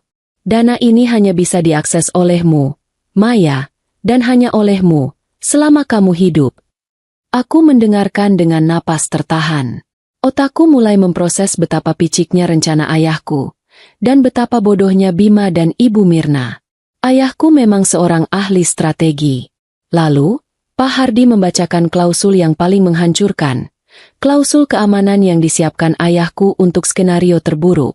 Skenario A. Kata Pak Hardy, jika kamu meninggal dunia karena sebab alami, Bima sebagai suamimu hanya akan menerima tunjangan pensiun bulanan yang jumlahnya tetap. Cukup untuk hidup layak, tapi tidak cukup untuk bermewah-mewah. Tunjangan itu pun akan hangus jika dia menikah lagi dalam waktu 5 tahun setelah kematianmu. Bima akan gagal total, bahkan seandainya aku mati secara alami. Rencana Bima untuk foya-foya dengan Luna, bepergian keliling Eropa, akan pupus menjadi tunjangan bulanan yang harus dibagi. Aku hampir tertawa miris. Dan sekarang, skenario B. Lanjut Pak Hardy. Suaranya bertambah berat. Ini adalah bagian yang paling penting. Dalam hal Maya meninggal dunia karena sebab-sebab yang tidak wajar, atau jika terbukti adanya tindak kejahatan atau perlakuan buruk yang disengaja yang menyebabkan atau berkontribusi pada kematiannya yang dilakukan oleh suaminya, Bima, atau anggota keluarganya, termasuk Ibu Mirna. Pak Hardy berhenti sejenak. Menatapku dengan tatapan yang penuh makna. Maka, seluruh warisan, baik yang 10% maupun yang 90%, akan secara otomatis dan tanpa kecuali dibekukan. Bima dan seluruh garis keturunan keluarganya akan dicabut hak warisnya secara permanen. Mereka tidak akan menerima 1 rupiah pun. Seluruh aset kemudian akan dialihkan sepenuhnya ke Yayasan Amal Global yang telah didirikan oleh almarhum ayahmu. Ruangan itu hening total. Ironi itu begitu menusuk. Begitu sempurna. Arka yang sedari tadi berdiri di sampingku, kini mengangguk-angguk kecil. Wajahnya dipenuhi rasa hormat pada kakeknya. Jadi, mereka merencanakan kejahatan keji, mempertaruhkan nyawa ibu, hanya untuk memastikan mereka tidak mendapat apa-apa. Bisik Arka. Tepat, nak. Paman Sastra mengangguk. Matanya berkaca-kaca bangga pada mendiang ayahku. Ayahmu tahu, Maya. Dia tahu keserakahan adalah motivasi terbesar mereka. Jadi, dia menggunakan keserakahan itu sebagai senjata untuk melawan mereka. Dengan mencoba merebut segalanya secara paksa, mereka justru memastikan bahwa mereka tidak akan mendapatkan apa-apa. Aku menutup mulutku dengan tangan. Seluruh rencana jahat Ibu Mirna dan Bima adalah sebuah kegilaan yang sia-sia. Mereka telah bekerja keras, merencanakan kejahatan keji, hanya untuk menghancurkan diri mereka sendiri. Mereka pikir mereka sedang memburu harta karun, padahal mereka berjalan lurus menuju jurang kemiskinan dan penjara. Paman Sastra tersenyum, melihat ekspresi terkejutku. Ayahmu adalah orang yang unik. Dia sering bergumam, aku harus membuat harta ini menjadi racun bagi orang jahat. Kami selalu mengira dia bercanda. Ternyata dia serius. Aku tertawa kecil, tawa yang bercampur dengan air mata syukur.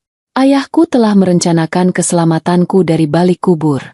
Dia dilindungi oleh cinta yang tak terlihat dan kepintaran yang tak tertandingi.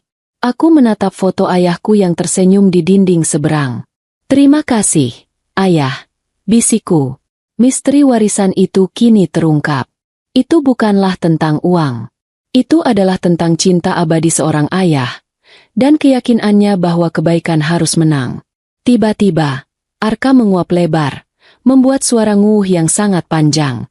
Itu memecah keheningan yang mencekam dan penuh emosi itu. "Maaf, Bu, Paman, Pak Hardi," kata Arka. Matanya setengah terpejam. Drama dan pengkhianatan ini memang bagus. Tapi debu loteng tadi malah membuatku sangat lelah. Aku butuh kopi dan, mungkin, mandi air panas selama seminggu. Semua orang tertawa kecil. Jeda humor itu berhasil, seperti yang ayahku rencanakan, memecah kebekuan. Ketegangan yang mencekik karena pengungkapan wasiat akhirnya melonggar. "Baiklah, Nak," kata Paman Sastra sambil menggelengkan kepala. "Pergilah mandi. Dan Maya, kamu juga harus beristirahat. Sisanya, biar Pak Hardi dan tim yang urus. Bagian terburuk sudah selesai." Aku mengangguk. Rasa lelah yang luar biasa kini menyerang. Aku dipeluk oleh Arka, didukung oleh Paman Sastra. Lantai keramik yang dingin terasa di telapak kakiku saat aku berjalan perlahan, keluar dari ruang tamu yang telah menjadi arena pengadilan yang hening. Aku melangkah menuju kamar mandi, bukan kamar tidurnya yang terkunci. Aku tahu, kamar itu akan segera disegel sebagai tempat kejadian perkara. Saat ini, yang aku butuhkan hanyalah membersihkan diriku dari jejak racun, dari jejak pengkhianatan, dan dari debu loteng yang dibawa Arka. Aku sudah bebas. Tubuhku mungkin masih lemah, tapi jiwaku kuat dan bersih. Dan di penjara, Bima dan Ibu Mirna pasti baru menyadari, mereka telah membunuh diri mereka sendiri, bukan aku. 6 bulan berlalu dengan cepat, mengikis kengerian di villa dan menggantinya dengan arsip memori yang menyakitkan. Sejak hari penangkapan itu, segalanya berjalan sangat cepat dan bersih, persis seperti yang direncanakan oleh Paman Sastra dan Pak Hardi. Kejahatan Bima dan Ibu Mirna terlalu terang benderang, buktinya terlalu padat. Paman Sastra memastikan tidak ada celah bagi mereka untuk berkelit. Begitu Bima dan Ibu Mirna dibawa ke tahanan, tim Pak Hardi segera melayangkan gugatan perdata untuk pembekuan aset berdasarkan wasiat. Mereka juga bekerja sama dengan Komisaris Guntur untuk memastikan berkas pidana percobaan pembunuhan terencana segera dilimpahkan ke kejaksaan. Di kamar hotel sederhana yang menjadi tempat istirahatku, aku menghabiskan waktu pemulihan. Dokter Karina secara berkala memeriksa kondisiku, memastikan semua racun telah sepenuhnya hilang dari sistem sarafku. Setiap hari, Arka menjagaku dengan penuh perhatian, seolah ia takut jika ia berkedip, aku akan menghilang lagi. "Bu, Ibu tahu Ibu Mirna menyewa pengacara hebat, kan?" tanya Arka suatu sore, sambil menyuapiku bubur. Pengacaranya mencoba berdalih bahwa pengakuan, racunnya, itu didapat di bawah tekanan mental, dan video Bima dengan Luna itu hanya drama pertengkaran suami istri biasa. Aku tersenyum tipis. Mereka bisa mencoba, tapi mereka lupa. "Nak, kita punya bukti yang tidak bisa dibantah." Arka mengangguk. Matanya bersinar jahil. "Tentu. Kami punya suara jeritan histeris dari loteng yang membuktikan Bima tidak hanya selingkuh, tapi juga mau menjual kalung nenek hanya untuk foya-foya. Itu bukti niat buruk, bukan cuma pertengkaran biasa." Bukti yang paling menghancurkan adalah gabungan antara pengakuan Mirna di depan polisi dan rekaman Arka di loteng. Tim jaksa penuntut umum menghadirkan bukti yang tak terbantahkan. Pertama, rekaman audio pengakuan histeris Ibu Mirna yang mengatakan, "Kau seharusnya sudah mati, racunnya."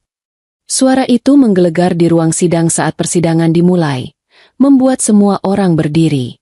Kedua, kesaksian Dokter Karina dan bukti fisik botol racun serta sisa teh herbal. Analisis laboratorium membuktikan racun itu adalah campuran mematikan yang diracik khusus untuk melumpuhkan sistem saraf secara perlahan. Ketiga, kesaksian dari dokter gadungan, Ferry, pria yang menjual racun itu, berhasil ditangkap oleh tim Paman Sastra saat mencoba melarikan diri ke luar negeri. Untuk meringankan hukumannya, ia bersaksi melawan Ibu Mirna, membeberkan detail pesanan dan pembayaran yang dilakukan. Keempat, yang paling mematikan bagi Bima, adalah rekaman teleponnya dengan Luna. Jaksa memutar percakapan di mana Bima menjanjikan kalung berlian dan liburan keliling Eropa setelah aku pergi. Luna sendiri, wanita simpanannya, telah menghilang tanpa jejak begitu skandal ini meledak, meninggalkannya sendirian menanggung akibatnya. Persidangan itu juga mengungkap bagaimana Bima dan Ibu Mirna saling mengkhianati. Pengacara Bima berusaha melimpahkan semua kesalahan kepada Ibu Mirna, menggambarkannya sebagai ibu dominan yang jahat.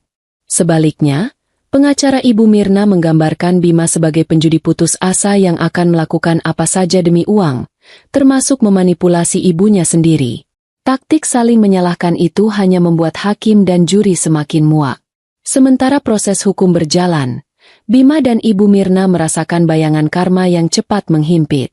Di balik jeruji besi, mereka mulai saling menyalahkan dengan gila-gilaan, jauh dari kemewahan dan topeng duka. Ibu Mirna, yang dulu selalu tampil glamor dengan perhiasan mencolok, kini terlihat kuyu dan tua. Rambutnya yang biasanya disasak tinggi kini lepek dan menipis. Dia menghabiskan hari-harinya di Binatu penjara, mencuci pakaian narapidana lain. Dia menjadi sosok yang pahit, selalu bergumam sendiri, menyalahkan aku, menyalahkan Bima, menyalahkan hakim, menyalahkan takdir. Dia tidak pernah menyalahkan dirinya sendiri. Bima, di selnya yang sempit, terlihat lebih hancur lagi. Dia kurus kering, matanya cekung, dan tatapannya kosong. Dia terlihat seperti pria yang telah kehilangan segalanya, bahkan jiwanya. Dia miskin, sendirian, dan terlupakan. Luna tidak pernah mengunjunginya. Harta yang ia impikan, liburan yang ia janjikan, semuanya lenyap seperti asap. Dia terjebak dalam kemiskinan dan penyesalan abadi. Paman Sastra, yang datang mengunjungiku membawa berkas-berkas, selalu memberiku perkembangan ini dengan nada datar. Mereka sudah mendapatkan apa yang mereka tanam, Maya. Harta yang mereka incar kini disita oleh negara, menunggu dialihkan ke yayasan amal ayahmu. Aku mendengarkan berita itu tanpa rasa dendam, tapi juga tanpa belas kasihan. Aku hanya melihat orang asing yang telah membuat pilihan buruk yang menghancurkan hidup mereka sendiri. Pengkhianatan itu telah membakarku hingga habis, tapi seperti api, itu tidak menghancurkanku. Itu menempa ulang diriku menjadi baja yang lebih kuat, lebih bijak, dan lebih bersinar. Paman Sastra menunjukkan kepadaku foto Bima di tahanan. Wajahnya penuh janggut tipis dan matanya memohon. Dia meminta untuk menemuimu, Maya, untuk meminta maaf. Aku menggeleng pelan. Tidak perlu, Paman. Permintaannya bukan lagi untukku. Dia harus meminta maaf kepada dirinya sendiri karena memilih keserakahan daripada cinta. Dan dia harus meminta maaf kepada ayahku karena meremehkan kepintarannya. Kini, tibalah hari putusan. Ruangan sidang pengadilan negeri penuh sesak. Kisah seorang istri salehah yang dikhianati oleh suami dan ibu mertuanya demi harta telah menjadi berita utama selama berbulan-bulan. Aku duduk di barisan depan, diapit oleh Paman Sastra dan Arka, yang kini mengenakan pakaian rapi, siap menyaksikan akhir dari drama ini. Ruangan sidang pengadilan negeri sunyi senyap, dipenuhi ketegangan yang menyesakkan. Semua mata tertuju pada meja hakim. Aku duduk di barisan depan, menggenggam tangan Arka erat-erat. Di seberang ruangan, di kursi pesakitan, duduk Bima dan Ibu Mirna. Penampilan mereka adalah cerminan dari karma itu sendiri. Ibu Mirna terlihat kuyu, matanya dipenuhi kebencian, sementara Bima tampak hancur, tubuhnya ringkih dan tak bertenaga. Terdengar suara hakim ketua, berat dan tegas. Setelah menimbang seluruh bukti, kesaksian para saksi, dan pengakuan tak sengaja terdakwa di tempat kejadian perkara, hakim membacakan putusan. Majelis hakim memutuskan bahwa kedua terdakwa, Bima dan Mirna, terbukti secara sah dan meyakinkan bersalah melakukan tindak pidana percobaan pembunuhan berencana dan konspirasi. Bima langsung terkulai lemas, seolah seluruh tulangnya dicabut. Ibu Mirna menegang, matanya membelalak, masih tidak percaya bahwa rencana yang ia susun dengan cermat bisa gagal total. Tindakan kedua terdakwa, lanjut hakim, bukan hanya kejahatan hukum, tapi juga kejahatan moral yang keji. Mereka mengkhianati ikatan suci pernikahan dan hubungan keluarga demi keserakahan akan harta. Mereka melakukannya dengan cara yang dingin, licik, dan tidak berperi kemanusiaan, membiarkan korban menderita secara perlahan. Hakim mengangkat palu. Suaranya menggelegar saat ia menjatuhkan hukuman. Majelis hakim menjatuhkan hukuman kepada kedua terdakwa dengan pidana penjara seumur hidup. 1 ketukan palu. Selesai. Histeria Ibu Mirna meledak seketika. Tidak. Hakim. Tidak adil. Maya. Ini semua salahmu. Dasar wanita ular. Kau akan membusuk di neraka. Dia meronta-ronta saat petugas menariknya paksa keluar dari ruang sidang. Wajahnya bengis, dipenuhi amarah yang tidak akan pernah padam. Bima tidak berteriak. Dia hanya menangis tanpa suara. Tubuhnya gemetar hebat. Dia menatapku. Tatapannya penuh penyesalan yang terlambat. Memohon pengampunan yang tak mungkin lagi diberikan. Air mata mengalir deras di wajahnya yang kotor. Aku menatapnya balik. Tidak ada kebencian di mataku. Tapi juga tidak ada belas kasihan. Aku hanya melihat orang asing yang telah mengambil pilihan fatal. Pengkhianatan itu telah memutus semua ikatan. Bahkan ikatan emosional untuk merasa sedih atas nasibnya. Kenapa kau tidak mati saja, Maya? Bisik Bima, suaranya parau, sebelum petugas memborgolnya dan membawanya pergi. Karena aku punya alasan untuk hidup. Jawabku dalam hati. Alasan itu adalah ayahku, Paman Sastra, dan Arka yang duduk di sampingku. Arka segera memelukku erat-erat. Sudah, Bu. Sudah selesai. Mereka pergi. Mereka tidak akan menyentuh ibu lagi. Aku menarik napas dalam-dalam. Beban terberat dalam hidupku akhirnya terangkat. Keadilan telah ditegakkan. Karma telah terbayar lunas. Kami berjalan keluar dari gedung pengadilan. Cahaya matahari sore menerpa wajahku. Aku bebas. Arka membukakan pintu mobil untukku. Tangannya tak pernah lepas dari lenganku. Bu, kau lihat wajah Bima tadi? Dia benar-benar hancur. Kata Arka, mengemudi perlahan. Tapi yang lucu adalah, wajah Ibu Mirna saat dia menyadari dia harus berbagi sel dengan orang yang tidak mengenakan pakaian desainer. Aku yakin itu adalah neraka yang sesungguhnya baginya. Aku tertawa kecil. Humor ringan Arka selalu berhasil mengembalikan fokusku pada hal-hal yang benar. Kau benar, Nak. Bagi Ibu Mirna, kehilangan status lebih menyakitkan daripada kehilangan kebebasan. Aku punya kejutan lain untuk Ibu, kata Arka, tersenyum misterius. Malam itu, Paman Sastra, Pak Hardi, Arka, dan aku berkumpul di sebuah restoran tenang. Bukan untuk merayakan, tapi untuk mengakhiri urusan. Semua proses perdata selesai, Maya, kata Pak Hardi, menyerahkan sebuah map tipis. Berdasarkan wasiat ayahmu, seluruh aset yang Bima dan Ibu Mirna incar telah dicabut hak warisnya secara permanen. Semua telah dialihkan ke dalam dana perwalian dan yayasan amal global yang akan kamu pimpin.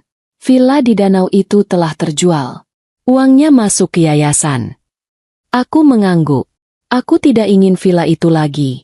Tempat itu terlalu banyak menyimpan kenangan buruk. Dan kejutan dari Arka. Paman Sastra menyikut Arka.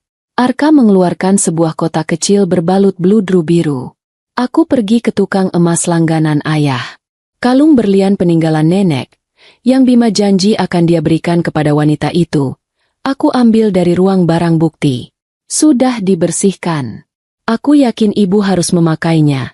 Tapi bukan untuk pernikahan. Aku membuka kotak itu. Kalung berlian indah yang sama. Kalung itu berkilau, memancarkan cahaya yang dingin namun murni. Aku ingin ibu memakainya saat kita meresmikan yayasan nanti, kata Arka. Sebagai pengingat bahwa harta dan kemewahan sejati adalah kebaikan, bukan keserakahan. Dan bahwa kebaikan selalu bersinar lebih terang daripada racun. Air mataku kembali mengalir. Tapi kali ini adalah air mata penerimaan dan harapan. Aku memeluk Arka, lalu memeluk Paman Sastra. Mereka adalah pahlawan tanpa tanda jasa dalam kisahku. Terima kasih, Paman, Nak. Kalian telah memberiku lebih dari harta. Kalian memberiku kesempatan kedua. Bisikku, keadilan telah ditegakkan. Harta yang hampir menghancurkanku kini berada di tangan yang tepat. Aku tidak lagi hanya menjadi ahli waris. Aku telah menjadi seorang pemimpin, seorang pengelola takdirku sendiri. 1 tahun kemudian, Pemandangannya sangat berbeda, cerah, dan penuh makna. Aku berdiri di atas panggung kecil di halaman sebuah bangunan baru yang cerah dan bersih. Udara pagi terasa sejuk, bukan lagi pengap seperti di kamar yang terkunci itu. Inilah Rumah Harapan. Sebuah yayasan amal yang aku dirikan, terdiri dari klinik kesehatan gratis dan sekolah kecil untuk anak-anak jalanan. Villa mewah yang penuh kenangan buruk itu telah lama terjual, dan dananya telah menjadi pondasi kokoh untuk tempat ini.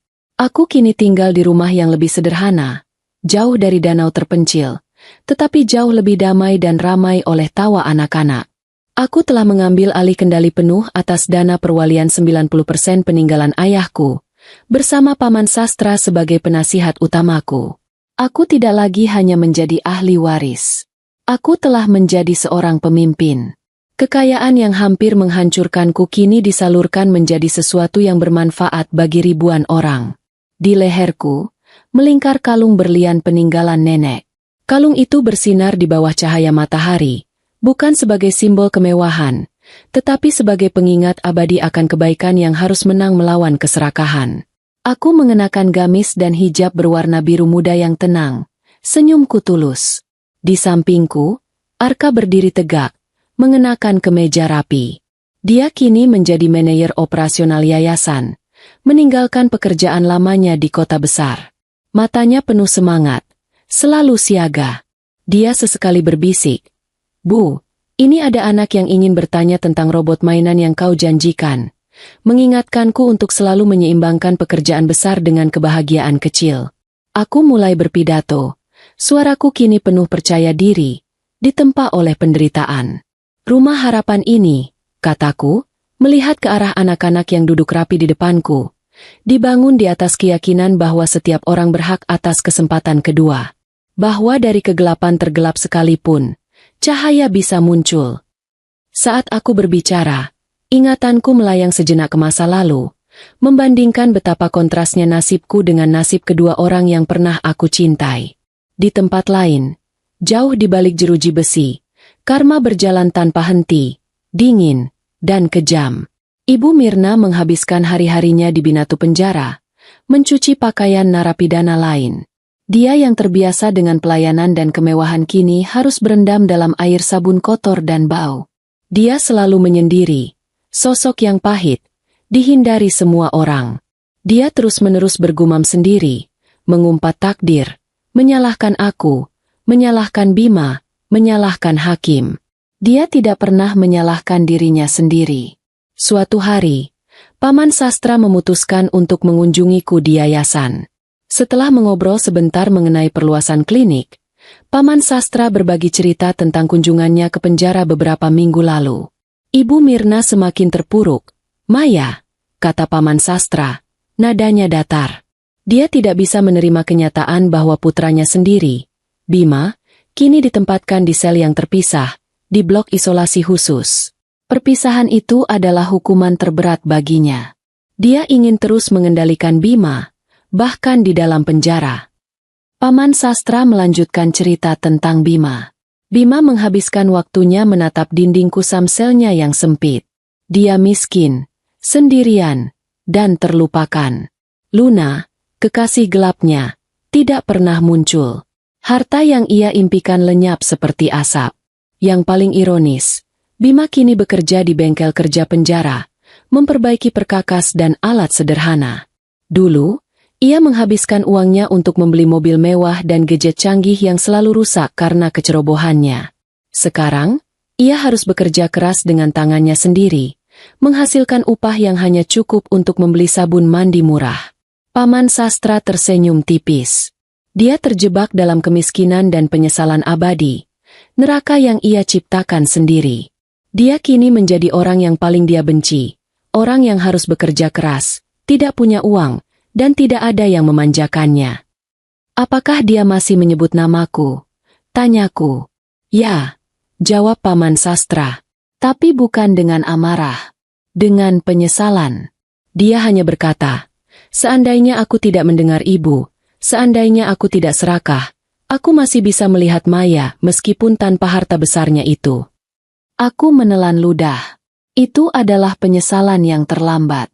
Namun, mendengar Bima akhirnya menyalahkan ibunya daripada aku, menunjukkan bahwa ia mulai melihat kebenaran, meskipun terlambat.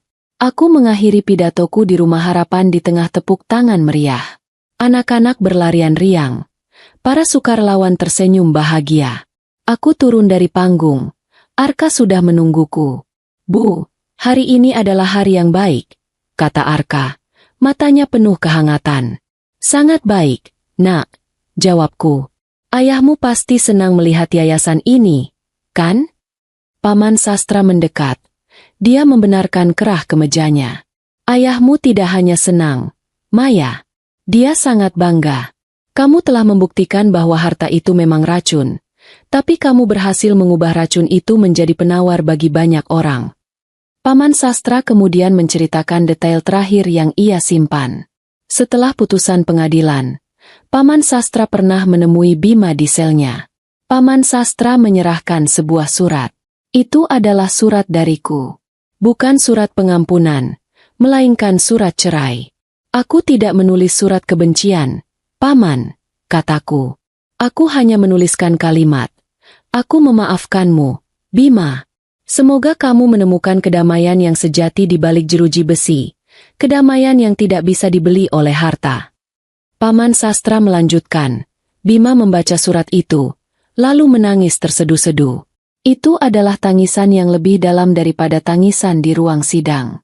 Itu adalah tangisan penerimaan. Bima tidak lagi meminta pengampunan darimu, Maya, kata Paman Sastra. Dia hanya meminta maaf kepada ayahmu, karena merusak semua yang telah dia bangun. Dia tahu, dia sendiri yang mengunci gerbang surga yang diberikan ayahmu. Aku tersenyum. Itu adalah penutup yang aku butuhkan. Tidak ada dendam. Hanya keadilan. Aku menatap kalung berlian di leherku. Kalung itu bukan lagi simbol harga diri yang dicuri, melainkan simbol kekuatan yang ditemukan. Aku tidak lagi terikat pada masa lalu. Pengkhianatan itu telah membakarku hingga habis, tetapi seperti api, ia telah menempa ulang diriku menjadi baja yang lebih kuat, lebih bijak, dan lebih bersinar. Keadilan telah ditegakkan. Karma telah dibayar lunas. Dan di dalam diri Arka, aku melihat cerminan terbaik dari diriku dan ayahku. Kami, ibu dan anak, berjalan beriringan melintasi halaman Rumah Harapan yang cerah, bersiap untuk menjalani babak baru yang penuh harapan dan kebaikan.